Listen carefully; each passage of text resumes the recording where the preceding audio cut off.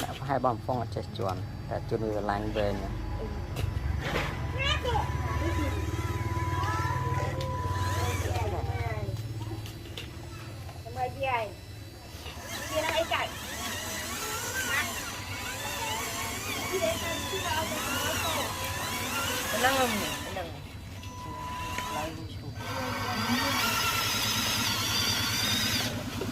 bôi tao bôi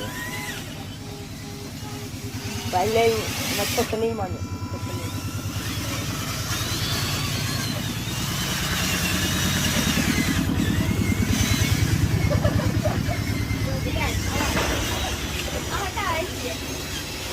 đã phai mà lan trên nó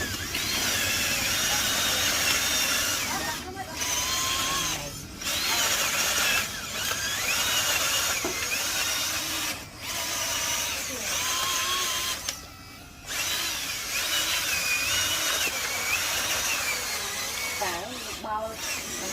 mà cái gì đi tơ tơ ta vậy dẫn vơ căng ấy ở cái lưng sao năng mà đặt vơ căng ăn rất nhiều